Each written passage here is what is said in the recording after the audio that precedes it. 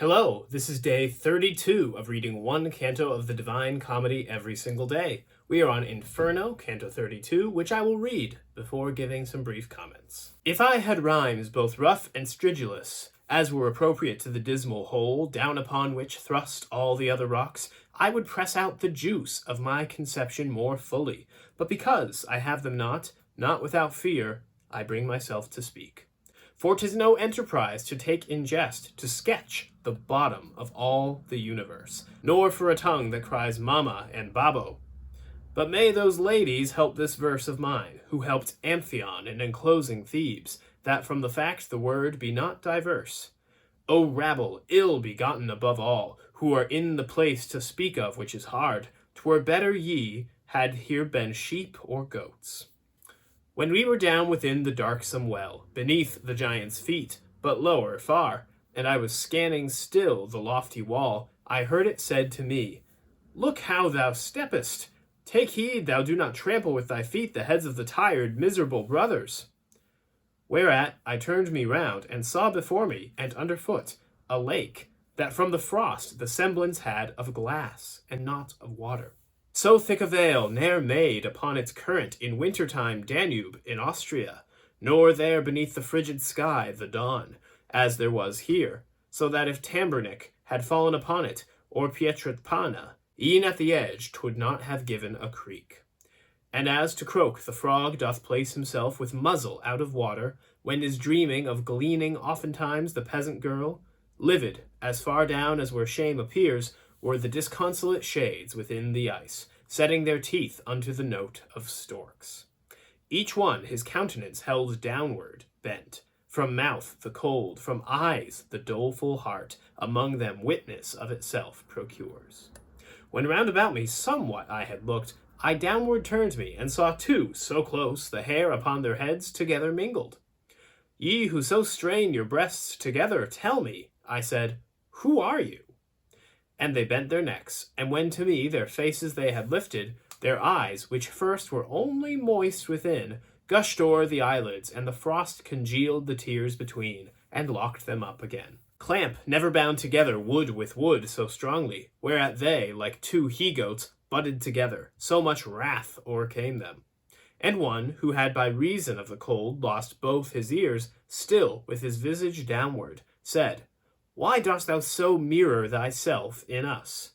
If thou desire to know who these two are, the valley whence Bicenzio descends belongs to them and to their father, Albert.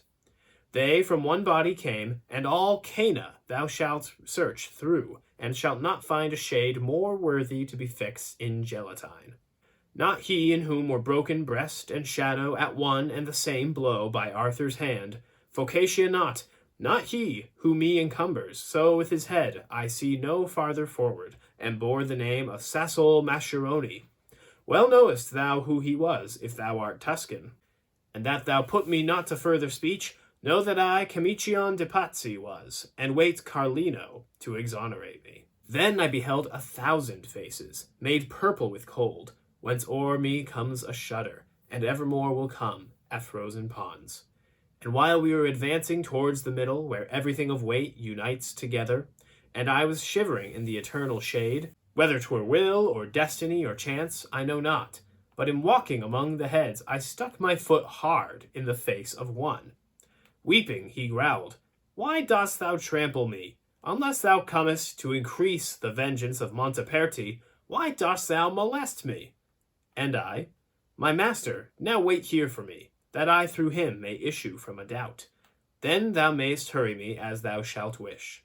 The leader stopped, and to that one I said, who was blaspheming vehemently still, Who art thou, that thus reprehendest others? Now who art thou, that goest through Antenora smiting, replied he, other people's cheeks, so that, if thou twert living, it twere too much. Living I am, and dear to thee it may be, was my response, if thou demandest fame, that mid the other notes thy name I place. And he to me, For the reverse I long. Take thyself hence, and give me no more trouble, for ill thou knowest to flatter in this hollow. Then by the scalp behind I seized upon him, and said, It must needs be thou name thyself, or not a hair remains upon thee here. Whence he to me, Though thou strip off my hair, I will not tell thee who I am, nor show thee, if on my head 1,000 times thou fall. I had his hair in hand already twisted, and more than one shock of it had pulled out, he barking, with his eyes held firmly down, when cried another, What doth ail thee, Boca? Is it not enough to clatter with thy jaws, but thou must bark? What devil touches thee? Now, said I care not to have thee speak, accursed traitor, for unto thy shame I will report of thee veracious news. Begone, replied he, and tell what thou wilt, but be not silent if thou issue hence, of him who had just now his tongue so prompt. He weepeth here the silver of the French. I saw, thou canst thou phrase it, him of Duera, there where the sinners stand out in the cold. If thou shouldst questioned be who else was there, thou hast beside thee him of Beccaria, of whom the gorget Florence slit asunder. Gianni del Sodanier, I think, may be yonder with Ganelon, and Tebaldello, who oped Faenza when the people slept. Already we had gone away from him, when I beheld two frozen in one hole, so that one head a hood was to the other. And even as bread through hunger is devoured, the uppermost on the other set his teeth. There where the brain is to the nape united. Not in another fashion Tydeus gnawed the temples of Menalippus in disdain, then that one did the skull and the other things. O thou, who showest by such bestial sign thy hatred against him who thou art eating, tell me the wherefore, said I, with this compact, that if thou rightfully of him complain, in knowing who ye are and his transgression, I in the world above repay thee for it, if that wherewith I speak be not dried up.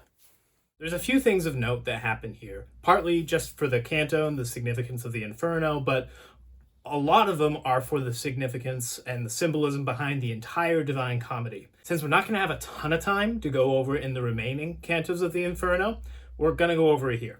To begin with, you notice how in this frozen lake, Cocytus, Dante accidentally steps on some sinner's head, and he offers to spread his fame if he'll only tell him who he is, like all the other souls, like Virgil just offered to the giant 2 minutes ago. This soul says, no, I want the opposite. Oh yeah, the giants up at the top of the well, they were proud, and so such an offer was really enticing to them. So you would think, okay, now we're in a different part of hell, and now these souls aren't proud, right?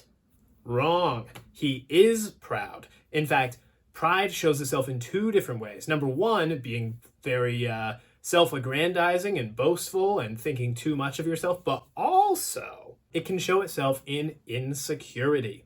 This guy is so concerned about his image in front of people who he will never, ever, ever see again, and it won't change his destiny at all. He won't even get to see them laughing at him or talking about what he did, but he still cares so much about what people think of him that he will not give up his name to Dante. Despite a fair amount of pain, I'll add. Speaking of the pain, remember why Dante is doing this. In hell, there is no change to these souls. They are not going anywhere. They are not getting better. There is no possible way for them to ascend, to get out of this.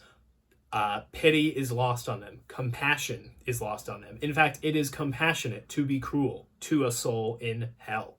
In the same way, perhaps, that this soul is right to be ashamed of what he's done. But anyways, Dante has clearly removed pity for sin out of himself. Aristotle had said that where there is pity or fear, there cannot be an objective judgment. And that is what Virgil's really after with encouraging him to be unsparing to the sinners and the sin that he encounters in other souls, but also in himself. Cana is referred to. This is not the wedding feast in the Gospels. No, this refers to the son of Adam named Cain, who killed his brother Abel, one of the most famous stories ever.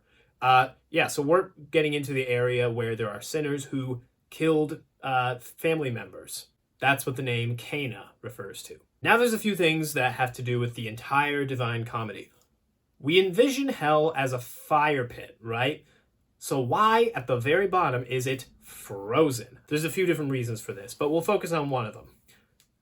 In medieval Christian symbolism and thought, the sun is extremely representative of God. Not that the sun is God or anything like that. In the same way that the sun brings light to the world and we can't change whether it's going to shine or not, in the same way God brings light to the world, and he also gives grace, which is always in the moment. Yeah, it's not going to come on a cloudy day, but it will come on a sunny day. Do we know why it's a cloudy day versus a sunny day, one versus the other? No. But we trust that God has a plan and that he's moving in the way that he knows is best. The reliance on the sun and the reliance on God were seen as very indicative of each other. And so, if you're at the bottom of hell, no, it's not going to be hot. It's going to be freezing because you are as far away as possible from the source of light and heat and life, for that matter. So that's what light means, and also heat within the Divine Comedy for the most part.